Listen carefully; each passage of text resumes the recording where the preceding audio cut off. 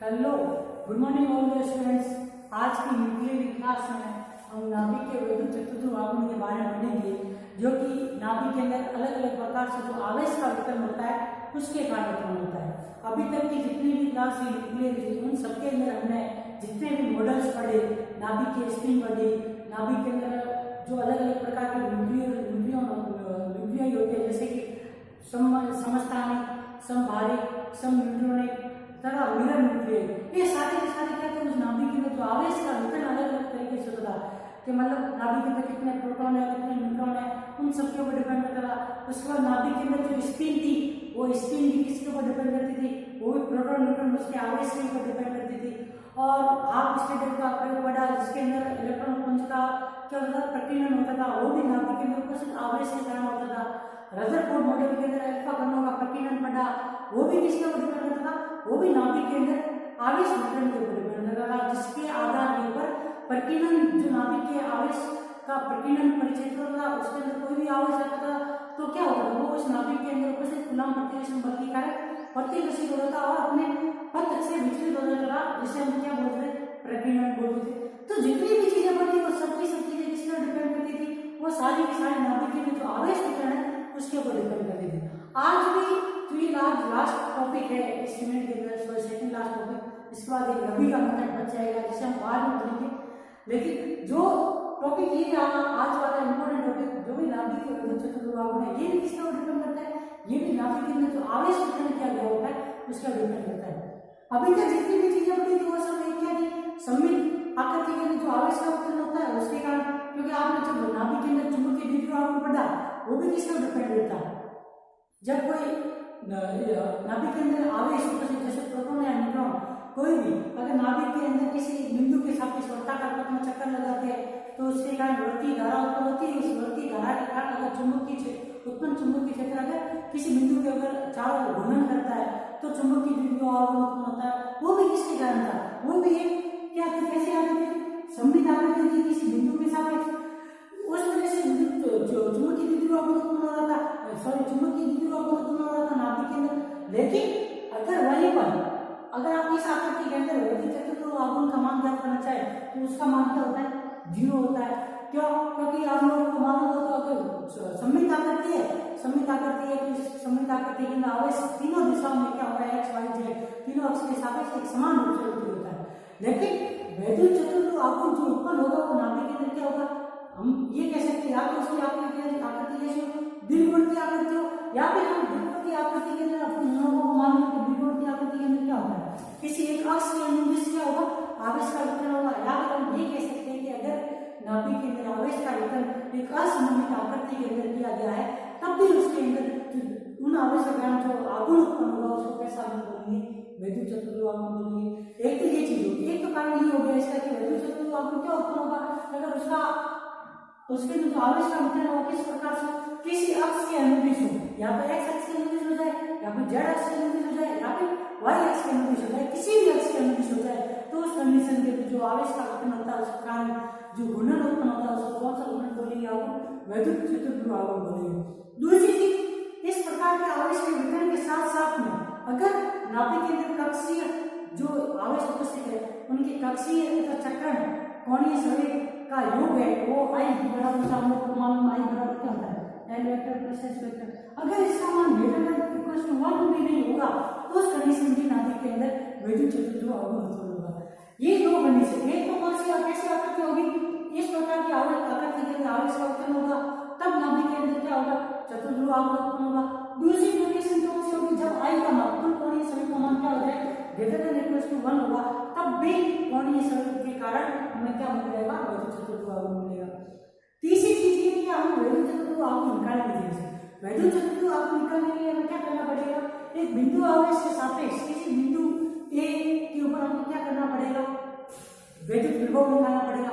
जब हमने किसी बिंदु आवेश के कारण वैद्युत विभव निकाला तो पूरे उस बिंदु आवेश के कारण जो वैद्युत विभव निकला अगर उसका हम क्या करेंगे, समाकलन करेंगे तो पूरी की पूरी आकृति के अंदर जो एक बिंदु O के सापेक्ष आवेश घनत्व है उसके कारण नाभिक के टोटल आवेश घनत्व के कारण उस बिंदु के ऊपर जो वैद्युत उसका मान निकल जाएगा। उस वैद्युत विभव के आधार के ऊपर हम क्या कर सकते हैं, उस वैद्युत विभव के आधार के ऊपर नाभिक के अंदर जो अलग अलग प्रकार के मोमेंटम है क्वार्टर पोल मूवमेंट जिसे कि चतुर्ध्रुव आघूर्ण है, वैद्युत द्विध्रुव आघूर्ण, द्विध्रुव आघूर्ण जो डाइपोल मूवमेंट कहते हैं उसके, तथा मोनोपोल मूवमेंट जो कि किसी बिंदु आवेश की मास या एनर्जी का किसी बिंदु के ओ के सापेक्ष किसी निश्चित बिंदु के सापेक्ष जो वितरण होता है एनर्जी का तथा मास का, उसके कारण उत्पन्न होता है। उन सारी चीजों के बारे में पढ़ेंगे। तो नाभिक के अंदर जो वैद्युत चतुर्ध्रुव आघूर्ण है वो किसके कारण उत्पन्न होगा? वो उत्पन्न होगा नाभिक के द्विध्रुव आघूर्ण, दीर्घवर्ती आवर्ती के अंदर आवेश वितरण या असममित आवेश वितरण के कारण उत्पन्न होता है। तो आज की क्लास के अंदर जो हम पढ़ेंगे वो नाभिक के अंदर वैद्युत चतुर्ध्रुव आघूर्ण के कारण पढ़ेंगे। जो नाभिक के आवेश वितरण के कारण वैद्युत चतुर्ध्रुव आघूर्ण उत्पन्न होता है उसके बारे में पढ़ेंगे। तो सबसे पहले मैंने लिखवा रहा हूँ इसके बारे में, धीरे धीरे साथ हम आगे की तरफ बढ़ते जाएंगे जिससे हमारा डेरिवेशन भी इसमें हो जाएगा और धीरे धीरे समझ में भी आ जाएगा कि इसमें क्या क्या हो रहा है। मैंने हमें आपको सबसे पहले बताया कि नाभिक के अंदर क्या है, चुंबकीय द्विध्रुव आघूर्ण तो पढ़ लिया हमने। तो चुंबकीय द्विध्रुव आघूर्ण है तो उसके साथ साथ दूसरी चीज और कौन सी है? वैद्युत चतुर्ध्रुव आघूर्ण, जो कि किस कारण होता है? नाभिक के अंदर आवेश की दीर्घवृत्तीय आवेश वितरण के कारण होता है। नाभिक में चुंबकीय द्विध्रुव आघूर्ण के साथ साथ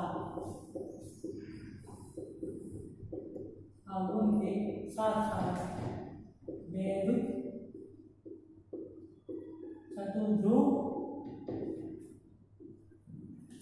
आघूर्ण भी होता है।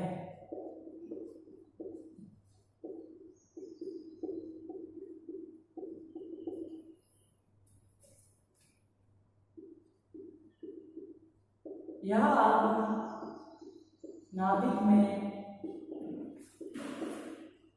आवेश की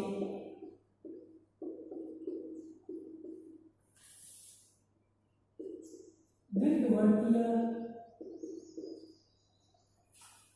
आवेश वितरण के कारण उत्पन्न होता है। एक चीज ये हो गई, मतलब अगर आवेश का वितरण कैसा दीर्घवृत्तीय होगा तब भी उसके लिए वैद्युत चतुर्ध्रुव आघूर्ण होगा। दूसरी कंडीशन क्या होगी? अगर नाभिक में वैद्युत चतुर्ध्रुव आघूर्ण तभी उत्पन्न होगा जब उसके अंदर क्या हो, उसका कुल कोणीय संवेग का मान क्या हो? ग्रेटर देन इक्वल टू 1, या तो 1 के बराबर हो या 1 से अधिक हो। नाभिक में चतुर्ध्रुव आघूर्ण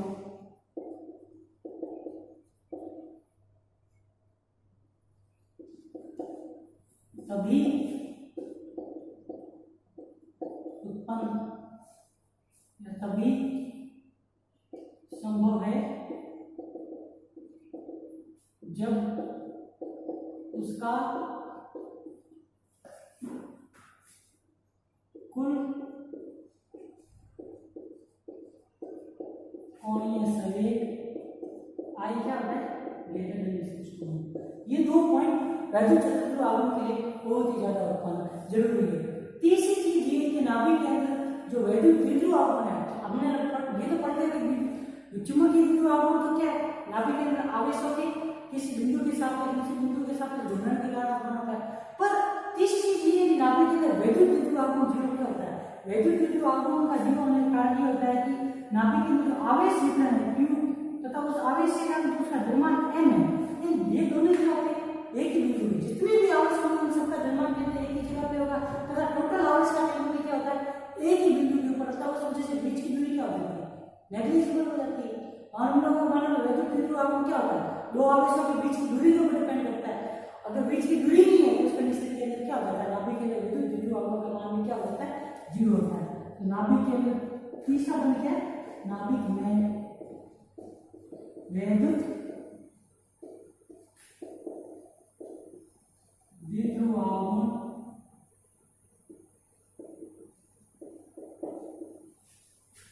शून्य या नहीं होता है क्योंकि नाभिक में कुल आवेश का केंद्र तथा का द्रव्यमान केंद्र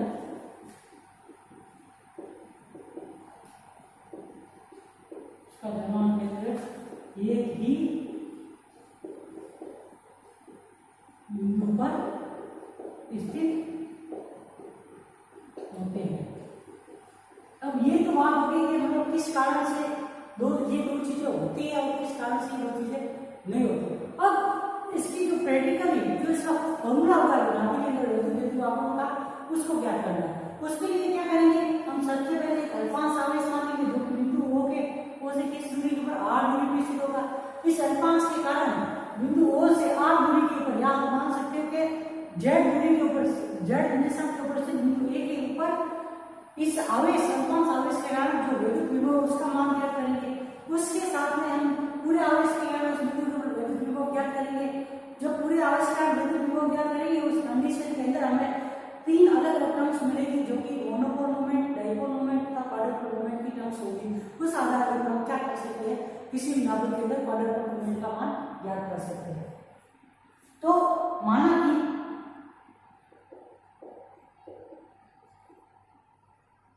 बिंदु O के सापेक्ष नाभिक में रो r मीटर आवेश घनत्व वितरित है। रो r आवेश घनत्व वितरित है। एक अल्पांश आयतन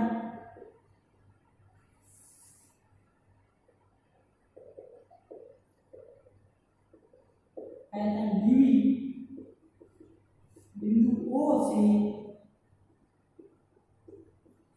r मीटर दूरी पर स्थित है, तो नाभिक के में आवेश घनत्व के कारण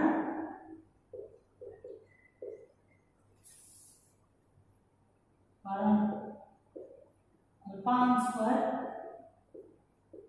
आवेश का मान dq बराबर क्या हो जाएगा, रो r वेक्टर dv। ये तो क्या हो गया, इस अल्पांश के ऊपर जो आवेश वितरण है या जो आवेश का मान है वो निकल गया। उसके अगर आवेश का मान निकल गया तो इसके साथ हम लोग क्या कर सकते हैं, इसके अंदर जो इस आवेश के कारण जो इस बिंदु आवेश जो इस बिंदु O के साथ जो इस अल्पांश पर आवेश वितरित है, उसके कारण बिंदु A के ऊपर जो विभव उत्पन्न होगा उसका मान ज्ञात कर सकते हैं। तो मान लीजिए कि माना कि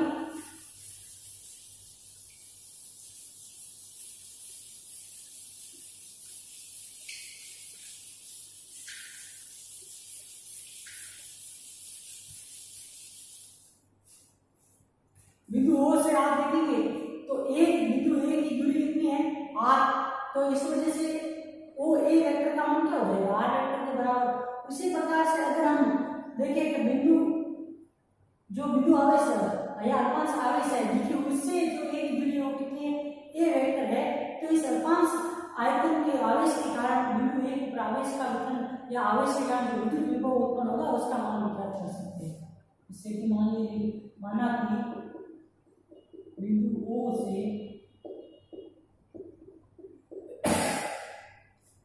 r वेक्टर दूरी पर बिंदु A स्थित है, जो कि अल्पांश आयतन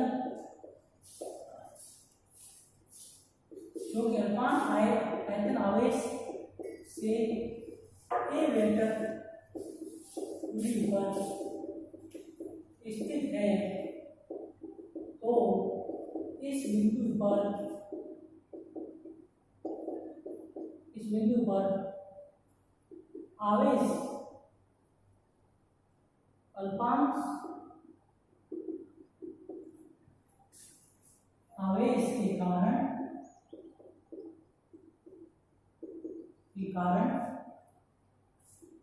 विद्युत विभव वैद्युत विभव का क्या मान मिलेगा? अल्पांश आवेश के कारण वैद्युत विभव v फाई बराबर 1/4 pi epsilon dq upon a।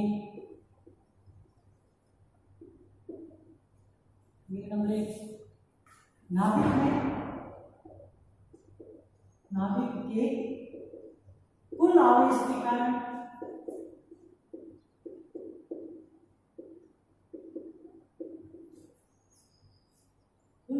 कारण बिंदु ए पर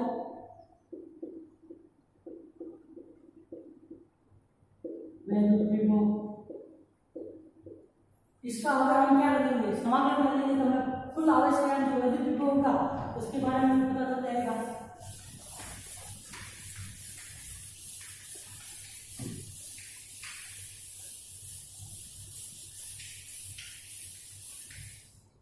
इसका मान क्या आ जाएगा? फाई बराबर डी फाई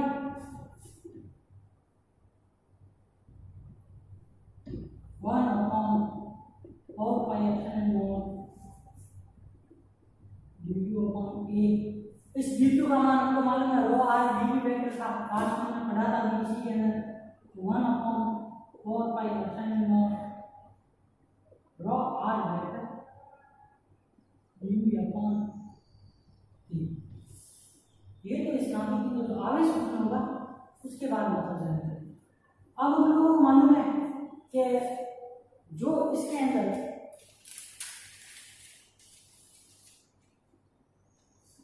ये जो दूरी a है वो यहाँ से यहाँ तक की है, और सदिशों के संयोजन के नियम से ये r वेक्टर जो है वो क्या हो जाएगा? r vector plus a vector के बराबर हो जाएगा। यहाँ से अगर a वेक्टर की मान निकालना चाहे तो वो क्या हो जाएगा? r vector minus r vector की। तो हम यहाँ क्या लिख सकते हैं? चित्र से r वेक्टर किसके बराबर हो जाएगा? और a वेक्टर बराबर r वेक्टर माइनस के r वेक्टर। अगर स्मॉल r का कैपिटल r के बीच में देखिए एंगल कितने का? थीटा का है। तो हम इसको परिमाण के रूप में लिखना चाहे तो उसका मान क्या हो जाएगा? a वेक्टर बराबर root r square minus r square plus r square minus 2r cos theta. हमें निकालना क्या है? a का मान परिमाण के रूप में बट्टे में निकालना, 1/इनवर्स के रूप में निकालना है। तो इनवर्स के रूप में 1/, ये वेक्टर बराबर क्या आ जाएगा? r square plus r square minus 2r cos theta की पावर माइनस के 1/2। यहाँ से अगर हम r स्क्वायर कॉमन ले लें तो क्या आ जाएगा? 1/r, क्योंकि माइनस की पावर में है तो माइनस का अगर एक ऊपर आएगा r की घात के तो 1/r हो जाएगा। तो उसमें क्या आ जाएगा? r square upon r square plus 1 plus r square upon r square minus 2r upon r cos theta की पावर माइनस के 1/2।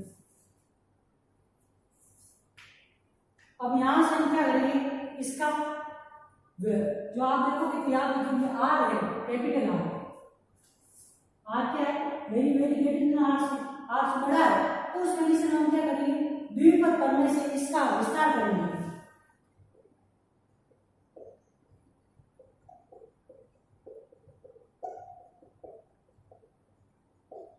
तो 1/, ये वेक्टर का मान क्या आ जाएगा? 1/r कोष्टक में 1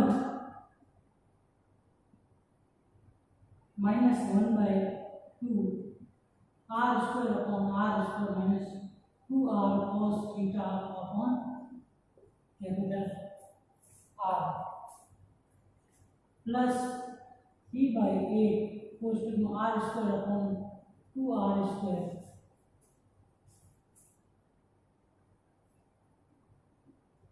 minus 2r cos theta upon r का होल स्क्वायर। इस प्रकार से आगे की टर्म है और खुलती जाएगी।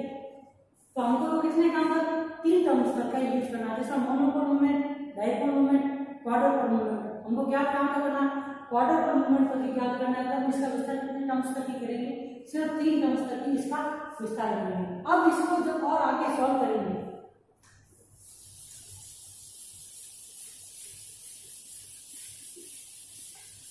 तो उसका मान क्या है,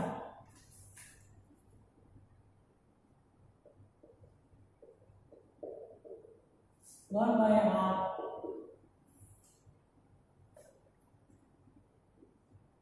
वन माइनस आप कुछ पिता करें जैसे कि आप देखिए 1 माइनस 1/2 r square upon r square minus 2 r cos theta upon r, ये 1/2 r square upon r square है, वो किसके साथ में इधर इसके साथ में आ जाएगा। लेकिन इससे पहले हम देखेंगे तो 2 से 2 यहाँ पर कट जाएगा, तो ये वाला पॉजिटिव के रूप में कहाँ आ जाएगा, आगे की तरफ आ जाएगा। दूसरी जो टर्म बनेगी वो टर्म बनेगी plus r square upon 2 r square 3 cos square theta minus 1, ये यहाँ तक। अब ये टर्म कहाँ से आएगी, जब आप इसका स्क्वायर करोगे तो आर की पावर 4 अपॉन आर की power 4 minus 2 r square cos theta upon r बनेगा। ये 3 यहाँ से इधर की तरफ जाएगा, तो यहाँ से 2 से 2 एक को कट जाएगा, और उसके बाद में नीचे एक भी है, मतलब 4 से 1 टाइम कट जाएगा, तो नीचे क्या बचेगा, एक 2 यहाँ पे बच जाएगा। इस वजह से क्या है, r square upon 2 r square, और 3 उसके साथ मल्टीप्लिकेशन है बाहर से, तो वो यहाँ पे आ जाएगा। इस वजह से 3 cos स्क्वायर थीटा माइनस के 1, क्योंकि एक तो r square upon 2 r square कहाँ पर यहाँ से है, दूसरी r square upon 2 r square कहाँ से आ जाएगा, यहाँ वापस आ जाएगा, जो कि इसके अंदर क्या हो जाएगा, जुड़ जाएगा, जिस वजह से ये टर्म आ रही है 3 पर r square upon 2 r square 3 cos square theta minus के 1 प्लस डॉट डॉट डॉट, मतलब हमें ऐसे 3 टर्म्स तक की याद करना है, इस वजह से यहाँ तक यूज किया। अब ये समीकरण नंबर कितनी बन गई, 2 के बाद में 3। अब हम समीकरण नंबर 2 और 3 से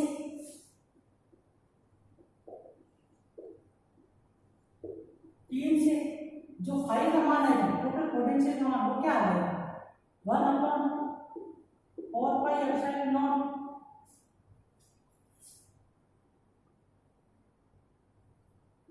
rho r vector dv upon r, उस टाइम में क्या आ जाएगा 1 plus r cos theta upon r plus r square upon 2r square 3 cos square theta minus के 1, तो साइन बराबर क्या आ जाएगा, पहली term 1 upon 4 pi epsilon not rho r vector dv upon capital R plus 1 upon 4 pi epsilon not rho r vector r cos theta upon r square dv plus 1 upon 4 pi epsilon not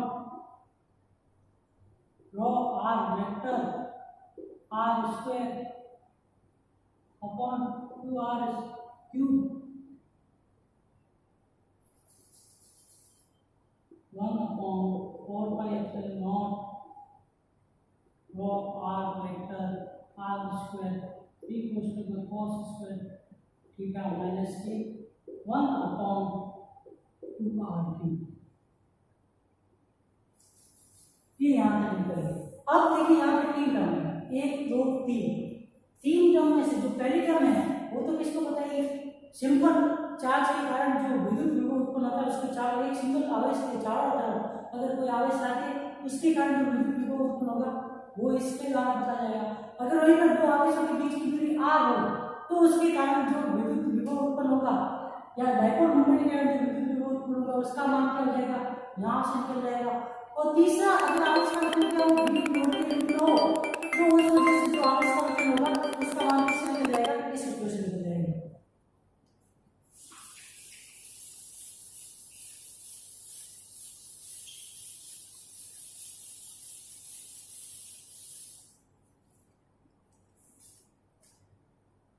यहाँ पे 5 बराबर हम क्या लिख रहे थे, P naught upon 4πε0 R plus P1 upon 4πε0 R square plus P2 upon 4πε0 R cube.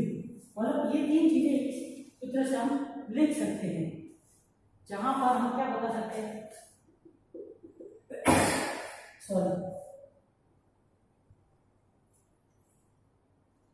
ये equation number 4 बनी, जहां P1 वेक्टर बराबर P नॉट बराबर क्या आ जाएगा, वो आर वेक्टर dv, जो कि इसको बताएगा मोनोपोल।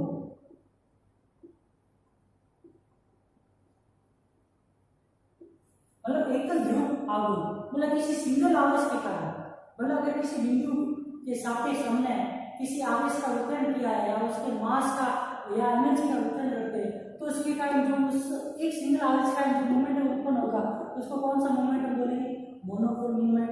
दूसरा जो टर्म है P1 बराबर क्या है, वो r vector r cos theta dv। ये जो है ये बताता है डाइपोल मोमेंट। और हमको मालूम है नाभिक के अंदर क्या होता है, आवेश का केंद्र होता है, द्रव्यमान का केंद्र एक ही बिंदु पे स्थित होता है, उस वजह से नाभिकों के अंदर तो क्या है, किसी प्रकार का डाइपोल मोमेंट नहीं होता। लेकिन डाइपोल मोमेंट हमको मालूम है, अगर कहीं दो आवेशों के बीच की दूरी दी है तो उन आवेशों के उस आवेश के परिणाम तथा उसके बीच की दूरी का अगर मल्टीप्लिकेशन किया जाए तो हम द्विध्रुव को निकाल लेते हैं। लेकिन नाभिक के अंदर आवेश का केंद्र द्रव्यमान केंद्र, उस आवेश का द्रव्यमान केंद्र एक ही बिंदु पे स्थित होता है, उस वजह से डाइपोल मोमेंट जीरो होता है। दूसरी चीज हम ये कह सकते हैं कि डाइपोल मोमेंट किस कंडीशन में उत्पन्न होगा, डाइपोल मोमेंट हमने पढ़ा था कि अगर कोई भी बिंदु आवेश किसी बिंदु के सापेक्ष वर्ताकार प्रथम चक्कर लगाता है, उस कंडीशन के अंदर भी डाइपोल मोमेंट प्रोड्यूस हो सकता है। और लेकिन नाभिक के अंदर ये तो कैसा, ये जो द्विध्रुव आघूर्ण है वो कैसा वैद्युत द्विध्रुव आघूर्ण है, लेकिन अगर किसी बिंदु आवेश का आवेश गति करता है उसके कारण जो चुंबकीय जो द्विध्रुव आघूर्ण उत्पन्न होता है वो कौन सा होता है, चुंबकीय द्विध्रुव आघूर्ण होता है। लेकिन वैद्युत के अंदर हमको मालूम है आवेश किस अवस्था में होता है, स्थिर अवस्था में होता है। इस वजह से जो डी डाइपोल मोमेंट का मान क्या होता है, जीरो होता है। तीसरी कंडीशन है P2 बराबर रो आर वेक्टर dv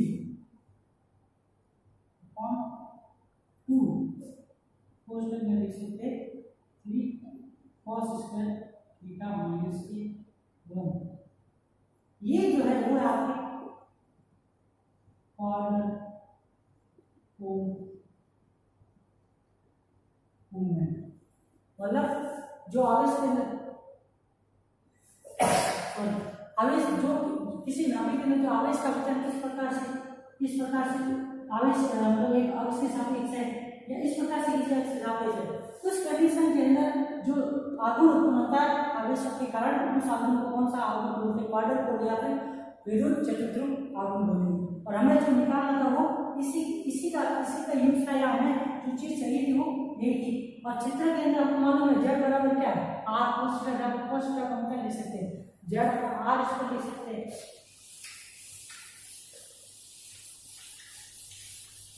ये समीकरण नंबर 5 जो हम लोगों की यूज करेंगे।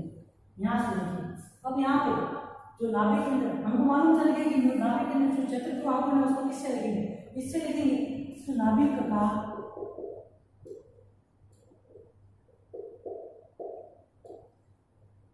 चतुर्ध्रुव आघूर्ण Q बराबर r square rho r vector dv upon 2 p cos square theta minus के 1। चूंकि हमको मालूम है टोटल आवेश Q बराबर क्या होता है, रो आर वेक्टर dv का क्षेत्र से cos थीटा बराबर क्या है, जेड अपॉन आर। यहाँ से Q का मान क्या निकल जाएगा, Q by 2 3 Z square minus के आर स्क्वायर।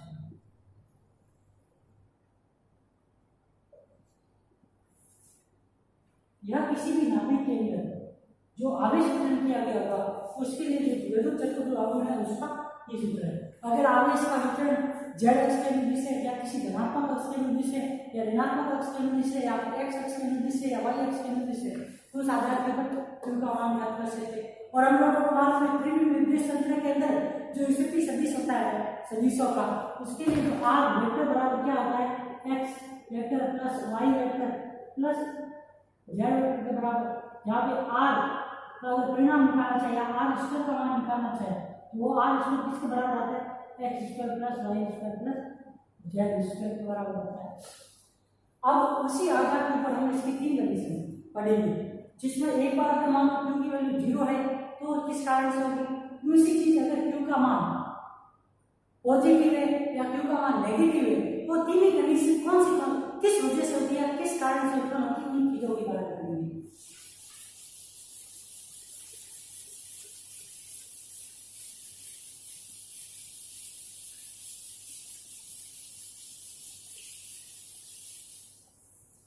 अब देखिए फर्स्ट कंडीशन यदि q बराबर क्या है 0 q बराबर 0 है इसका मतलब क्या होगा 3z स्क्वायर बराबर क्या होगा r square 3z square r square बराबर है यहाँ पे r स्क्वायर बराबर क्या है x square plus y square plus z square.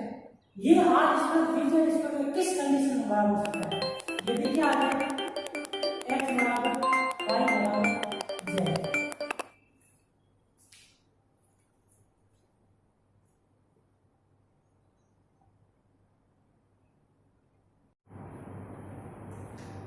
x y और z तीनों अगर एक्सिस के में आवेश का वितरण कैसा एक समान होगा उस कंडीशन के लिए 3z स्क्वायर बराबर क्या हो जाएगा r स्क्वायर। तब q का मान क्या हो जाएगा 0 के बराबर होता है। इस स्थिति में हम ये कह सकते हैं कि नाभिक में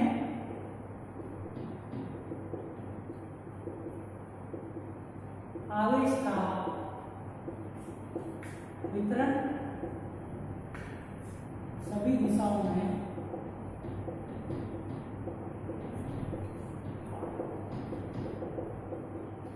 एक समान है।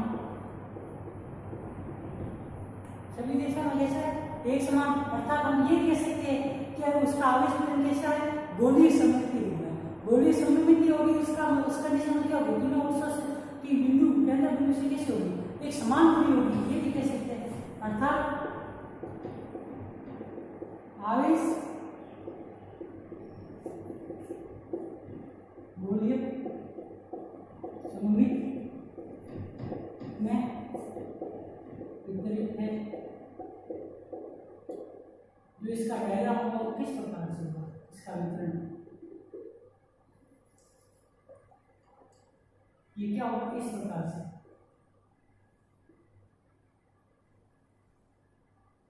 ये x ये y ये z। अब दूसरी कंडीशन कौन सी हो जाएगी जब q का मान कैसा हो जाए पॉजिटिव।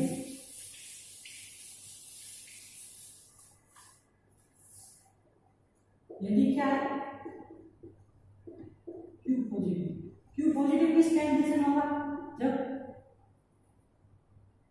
z स्क्वायर क्या होता है ग्रेटर देन r स्क्वायर। इस कंडीशन में क्या होगा r स्क्वायर बराबर हम मान में क्या होता है x square plus y square plus z square. 3z square r square से बड़ा है इसका मतलब ये हुआ कि z का मान क्या है वो x से भी बड़ा होगा और z का मान तो y से भी बड़ा है। उस कंडीशन के अंदर क्या होगा z का मान अगर x तथा y दोनों से बड़ा होगा तभी 3z स्क्वायर क्या होगा r स्क्वायर से बड़ा हो जाएगा। इसका मतलब ये हुआ कि जो आवेश का वितरण है जो आवेश का वितरण है इस बिंदु के सापेक्ष वो क्या है कि z अक्ष के अनुदिश से z अक्ष के अनुदिश से इसका मतलब जो इसमें आवेश का वितरण होगा वो किस प्रकार से होगा वो इस प्रकार से होगा x y z। इसको हम क्या बोलेंगे प्रोलेट आकृति जिसमें z का जो आवेश का वितरण होगा किसी बिंदु के सापेक्ष o के सापेक्ष नाभिक के वो क्या होगा z अक्ष के अनुदिश होता है। तो उस कंडीशन के अंदर जो आकृति मिलती है वो कौन सी बुलेट आकृति होगी, और इस कंडीशन के अंदर जो वैद्युत चतुर्ध्रुव आघूर्ण होगा उसका मान क्या होगा, धनात्मक प्राप्त होता है। अर्थात ये कह सकते हैं आवेश का वितरण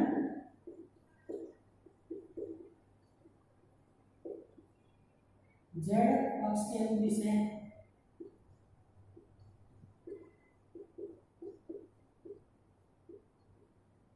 अब लास्ट कंडीशन जो बचती है, जब अगर q का मान क्या होता है, नेगेटिव हो जाए, मतलब आवेश का वितरण किसी z अक्ष के अनुदिश न होकर क्या हो जाए, y या फिर x अक्ष के अनुदिश, किसी भी एक अक्ष के अनुदिश हो जाएगा, तो उस कंडीशन में क्या हो जाएगा, q का मान क्या आ जाएगा, नेगेटिव। मतलब जो थर्ड कंडीशन आएगी q क्या है, नेगेटिव।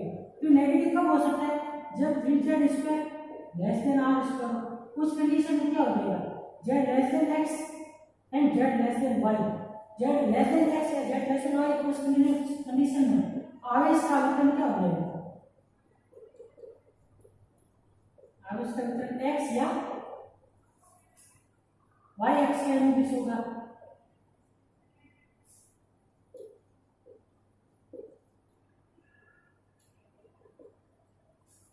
इस प्रकार से x y z ये वाला, मतलब एक चतुर्भुज आघूर्ण के अंदर सूत्र तो एक ही है, कौन सा, जो अलग अलग आकृतियों के लिए वो है q/2 3z square minus 3r square. इसकी जो अलग अलग पॉजिटिव, नेगेटिव तथा शून्य वैल्यू प्राप्त होती है वो आवेशों के अलग अलग वितरण के कारण किस प्रकार से आवेश का वितरण किया गया है उसके बारे में बताती है। अगर आवेश का वितरण किसी अक्ष z अक्ष के अनुदिश है तो उसको क्या बोलेंगे, बुलेट बोलेंगे। अगर मान लो कि आवेश का वितरण तीनों अक्षों के अनुदिश एक समान रूप से वितरित है तो उसकी आकृति कैसी हो जाएगी, गोलीय समीप हो जाएगी। और अगर आवेश का वितरण x या y अक्ष के अनुदिश है तो वो आकृति क्या हो जाएगी, ऑब्लेट आकृति हो जाएगी। मतलब तीन आकृतियां, एक तो कैसी हो जाएगी, गोलीय समीप, दूसरी दीर्घवृत्त के अंदर z अक्ष के अनुदिश, तीसरी दीर्घवृत्त के अंदर x या फिर y अक्ष में से किसी भी एक अक्ष के अनुदिश होगा, तो उस कंडीशन के अंदर जो आघूर्ण उत्पन्न होगा उसको हम कौन सा आघूर्ण बोलेंगे, वैद्युत चतुर्ध्रुव आघूर्ण बोलेंगे, जिसकी वैल्यू पॉजिटिव तथा नेगेटिव प्राप्त होती है।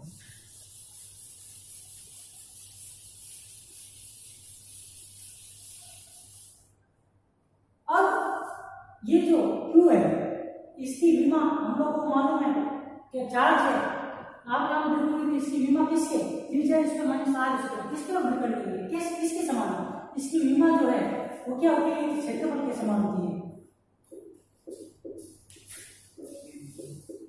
क्षेत्रफल के समान होती है। और इसका मान जो होता है वो बहुत ही छोटा आता है, जिससे कि किससे प्रदर्शित करते हैं, बॉन्ड से प्रदर्शित करते हैं। और एक बॉन्ड जो होता है उसका मान क्या होता है, 10 की घात -28 मीटर स्क्वायर। मतलब जो वैद्युत चतुर्ध्रुव आघूर्ण होता है वो आवेश के वितरण के कारण उत्पन्न होता है, जिसकी विमा किसके, क्षेत्रफल के समान होती है। क्योंकि आप देख रहे हैं यहाँ पे जो ड्रम आ रही है वो स्क्वायर के रूप में आ रही है, मीटर स्क्वायर के रूप में, इस वजह से ये क्या है, इसकी विमा क्षेत्रफल के रूप में होती है। पर इसका मान क्या होता है, बहुत ही छोटा आता है, क्योंकि नाभिक की आकृति जो है वो मालूम है स्क्वायर माइनस के 15 मीटर के करीब की होती है। उस वजह से भी जो वैद्युत चतुर्ध्रुव आघूर्ण होता है उसका मान क्या होता है, एक बॉन्ड के रूप में बहुत छोटी इकाई के रूप में आता है, जिसे एक बॉन्ड में लिखते हैं, जिसका मान स्क्वायर माइनस के 28 मीटर स्क्वायर होता है।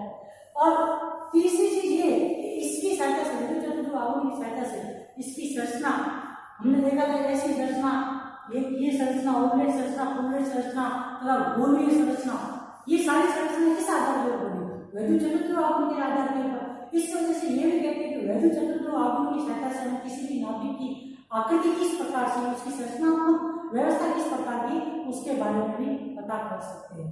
आज तो ये हमने वैद्युत चतुर्ध्रुव आघूर्ण पढ़ा, ये इसका लास्ट टॉपिक था। अब इसके बाद में अभी मेथड बचता है चतुर्ध्रुव आघूर्ण ज्ञात करने का, जिससे हम आज पढ़ेंगे।